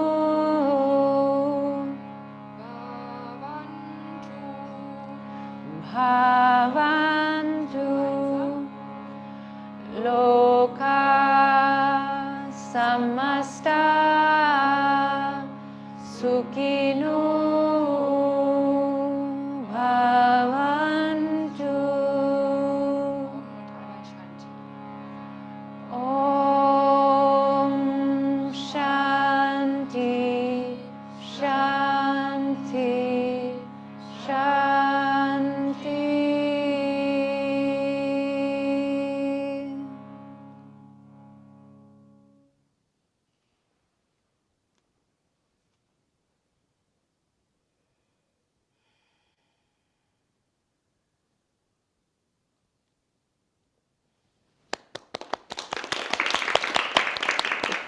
Vielen Dank. Christina. Okay. Wonderful. Isn't it beautiful? Can you feel that you can really feel the person who's sitting in front of you, just the essence of them when they're singing and sharing these? Yeah, it's like, it's really wonderful. Oh yeah, sorry. It's thumb and middle finger, gis and sis. Okay. Yeah, exactly. Rest your palm here. Yeah. That's it, yeah. Yeah, good. Hallo zusammen. Wir chanten 3-mal Om zusammen. Und dann einmal im Wechsel Loka Samasta, Sukhino Bhavantu. Und dann noch einmal zusammen Om, Shanti, Shanti, Shanti. Also schließt die Augen. Atmet nochmal tief ein. Und aus. Dann nochmal ein für Om.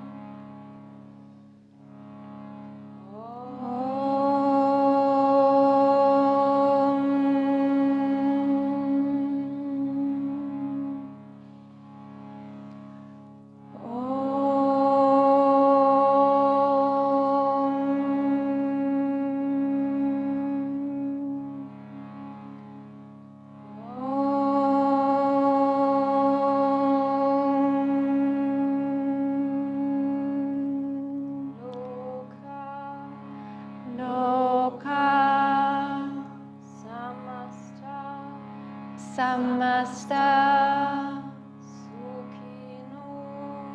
Sukhino Bhavantu.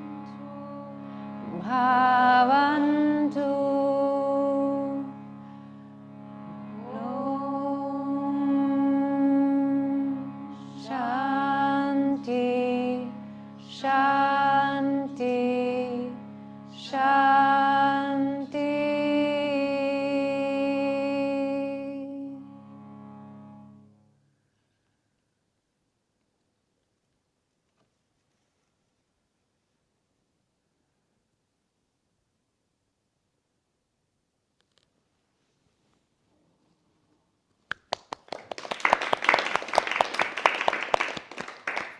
And of course, you know, when you're doing this, don't be tempted to speak too quickly in this gap that follows. Trust that it brings people to a silent space in themselves, and you know, it can sometimes feel like, oh, I should say something, but just let it be there for a moment, hang in the air, and yeah. Timo? Yeah? Can you say it's the sound of silence in the end? Well, the thing is when you say that in the silence, No. yeah, but I yeah, don't no. mean just as a name for this loud silence in the end. Well, I don't know. I feel like you should check experientially in yourself if you experience it as the sound of silence. You know, through your own deepening, through your own practice, then you're experiencing it as silence vibrating itself. And then, of course, when you speak it, it's the truth because of your experience, not just an idea that it's the sound of silence, you know? So this is the difference, yeah? It's like coming back to that honest expression with it. Otherwise, yeah, of course, you can give the principles of it, that the space is vibrant afterwards. The space is vibrating with the mantra, and that feels, in most cases, probably more true, you know? And it does, if you feel that, it's like, oh yeah, okay. There's a dynamic stillness that follows. Find a way of describing that is there, yeah. I think I was just wondering, because it's Turiya. Turiya, yeah. The sound after the Om. Is it specifically the sound after the Om, or is it the sound in the silence that you hear is a loud vibration? Turiya is a state that is beyond all states. Yeah, and so it's an incredibly profound principle, and not one that, you know, even if you experience the silence doesn't mean you are established in this turiya, in this space. It's like, you know, it's not available to most people to go there, but that's the way of describing it. When Christina, for example, said that she felt more silence, it's like the turiya is calling, you know, that wanting to pull you into it. Doesn't mean that you have experienced the total turiya state, yeah? It's a very high state, yeah. I love that. Sorry.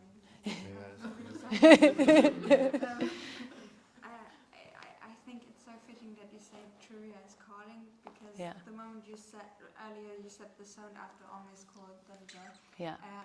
I immediately, it clicked, and I wanted to know more, and I wanted. I don't know if it's too much to say it's like a drug, but it feels like you want to get more of it, and it's a good feeling. Yeah, so when I was first introduced to Om and chanting and going into the silent space with my teacher at the time, he said, you know, silence at first is a little bit like alcohol when you are young and you taste it and you think, ugh, what's that? Like, oh, I don't want to go. And then you have another sip and, oh, it's not so bad. And then after some wine, it's like, drink the wine. You can, if you explore this a little bit, you will actually see that you can drink the silence within yourself, like it's a finest wine available, and you'll start to hear other people talking and stuff, and you'll lose the taste for that. Actually, blah blah blah blah blah all day long. You know, something in you will have settled, and it's like it just has a different resonance. So yeah, so just explore it, I would say. Don't draw any conclusions. See if you can go to the silent space, stay there and savor it, contemplate it. Contemplate this pull of your own being, which is, of course, just inside there and calling you back home. That's, in the end, that's it, you know? So, great, Timo. So you know which ones? This one and this one. Oh, this one, yeah. okay. Yeah, great. Great, cool. Okay, hello everyone. Hello.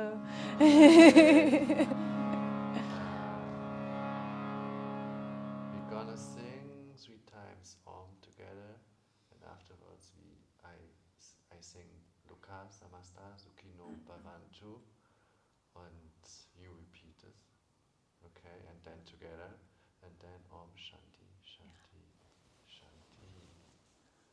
Okay. Take a deep breath in, and breathe in for Om.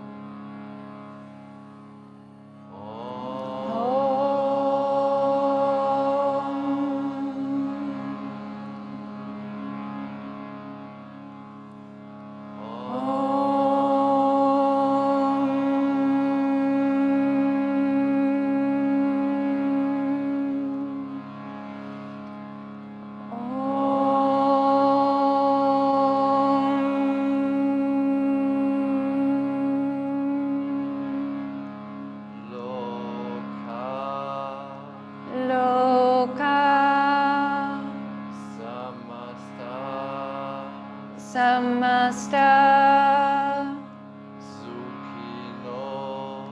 Sukhino Bhavantu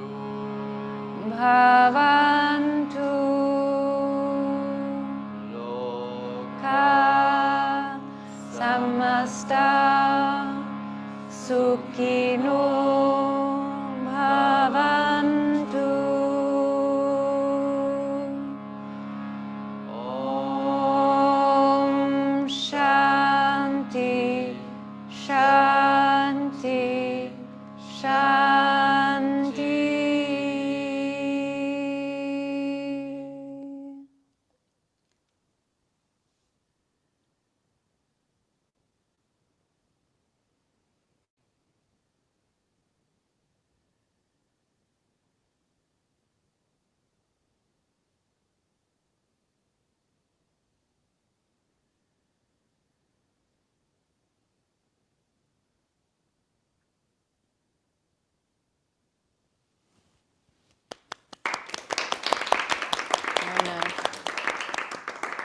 Okay, Katrin, you want to play the harmonium once more, I'm going to get Yvonne to sing.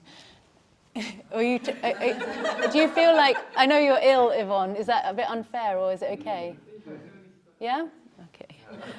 Everyone else has been, right? Yeah? Okay. Oh, whoopsie. Hallo. Okay, hang on, I just plug you in. Oh no. Ah! Okay, hang on. Try not to break anything.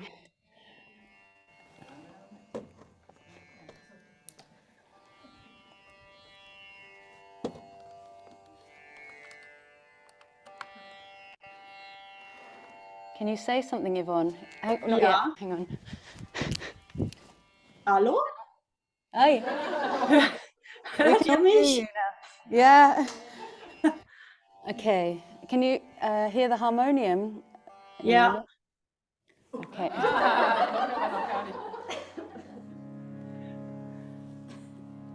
Okay. Hallo. Schön, dass ihr da seid.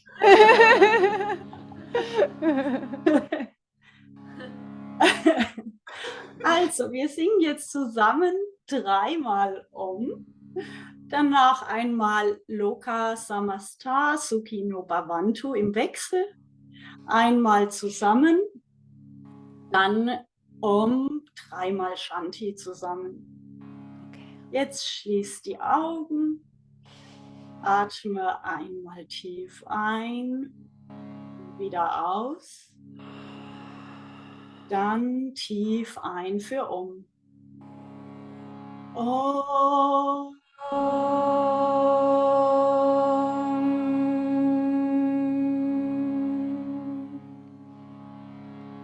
Om.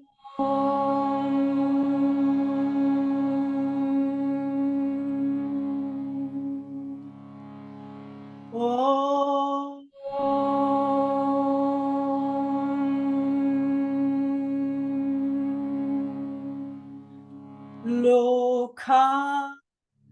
Loka. Samasta. Samasta. Sukhino. Sukhino. Bhavantu. Bhavantu. Loka. Samasta. Sukhino. Bhavantu. Om. Shanti. Shanti. Shanti.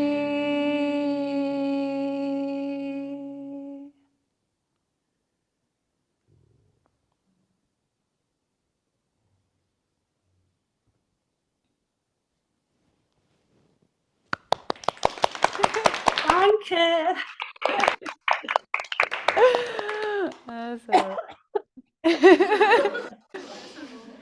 Yeah. Okay, everyone. Thank you for this, for your wholehearted being here, sharing your voices. I know it's not easy for some also. You know, some it comes more like, oh yeah, no problem, and others it's really like, you know, oh, it's sharing the most intimate part of ourselves, actually, the voice.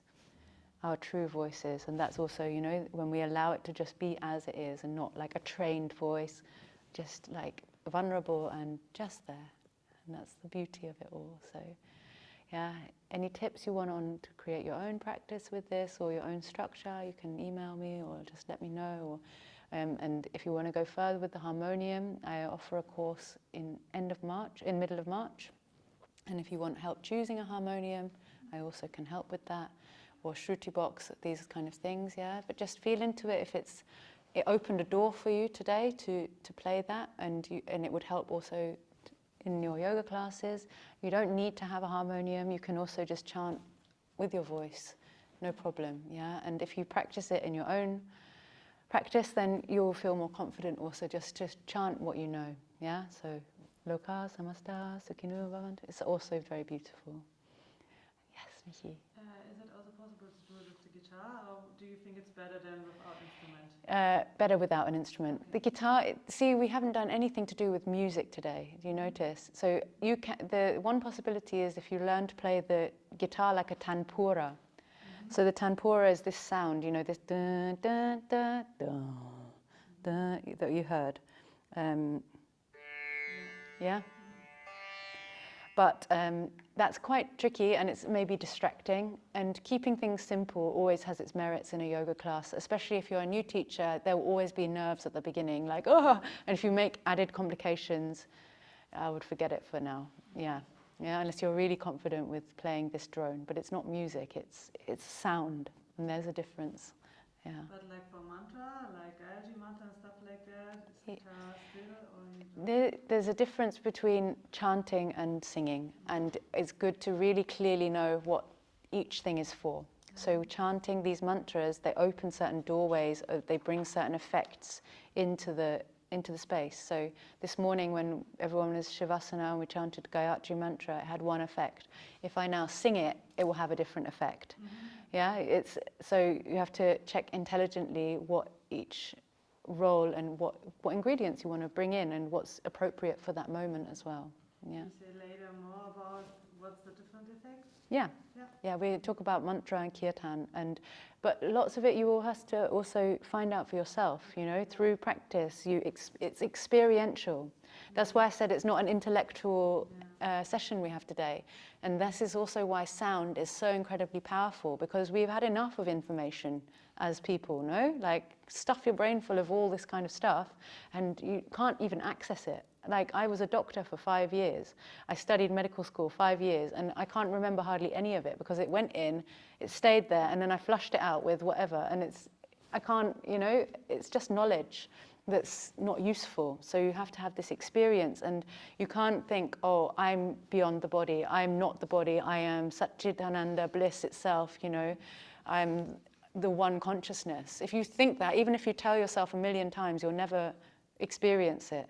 But with mantra, with sound, with this embodied feeling, then you can get a taste of it little by little. That becomes your reality, and it's not about, you know. So, and just to go back to your point about that, these are all sacred tools, and especially when you play it in this way, da da da da da da da da, Om Bhur Swaha. These tones are very ancient sounds, were written in the Vedic scriptures. These 3 notes, they're not just made up, because they have incredible power. Yeah.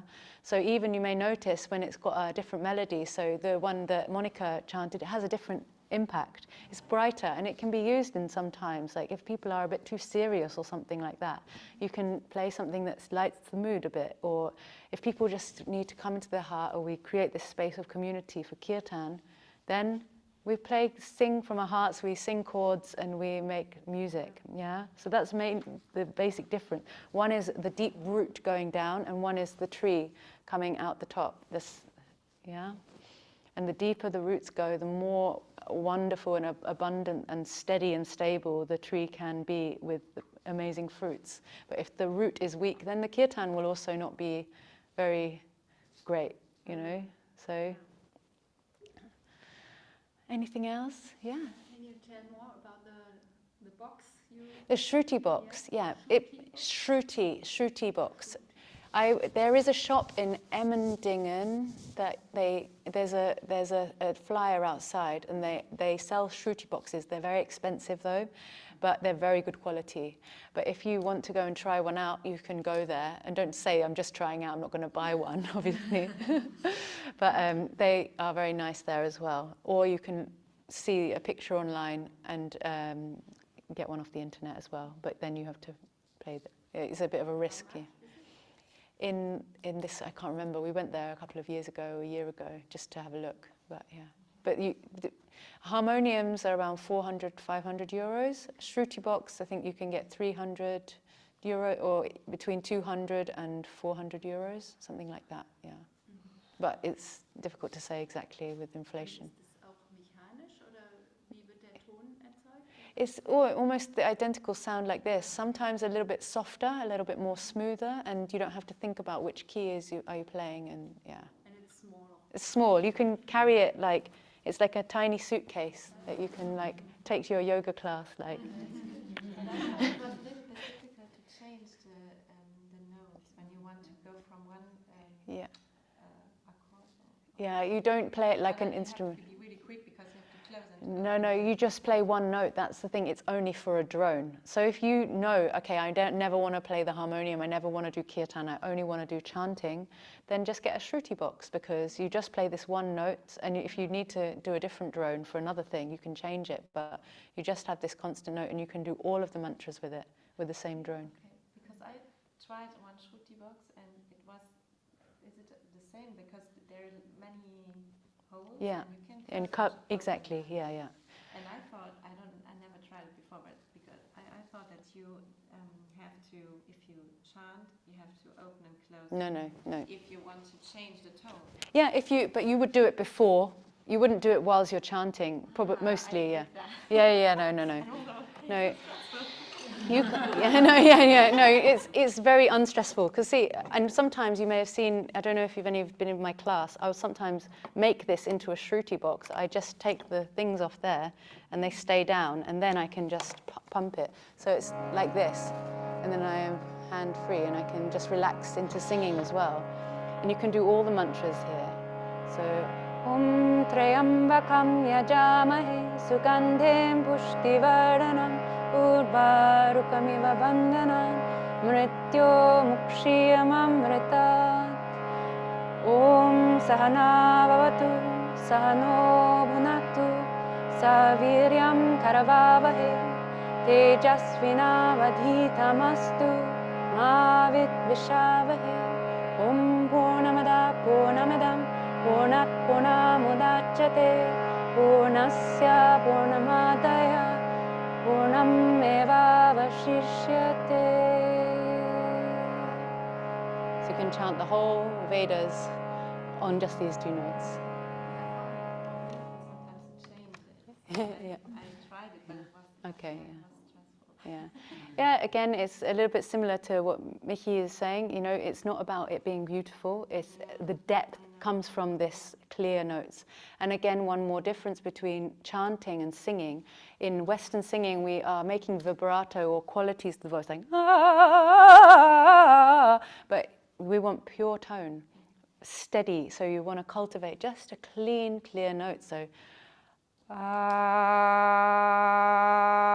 that doesn't waver. This will also represent your own steadiness, to just create this one note. It may not have that beauty, but it will take you absolutely to the depths of yourself. Yeah, so. I didn't know how to use it. That's okay, yeah, no, good that you tried, but maybe you'll approach it differently now when you have this lesson, so thank you. Can you also use the other side when you're left-handed? You can, yeah, you can, but to be honest, I had one person who's left-handed and wanted to learn the harmonium backwards, and I couldn't teach him, so it was impossible to, yeah. Okay, so lunch break, or anyone else has something you want to, are you hungry? Yeah. What's the sound of hunger? I think I heard it over here earlier, yeah. Okay, lovely, thank you. So, I don't know, what's the time? It's 10 past 1, shall we come back? It's 2, you need 2 hours, right? Or, okay. Maybe, Ralph! I'm really bad at time and date, so it's just, Ralph! What? Wie viel Uhr sollten wir wieder zusammentreffen? I think we need 90 minutes Yeah. break. Yeah. Yeah. 42:40. Ja, nochmal 14:14 Uhr.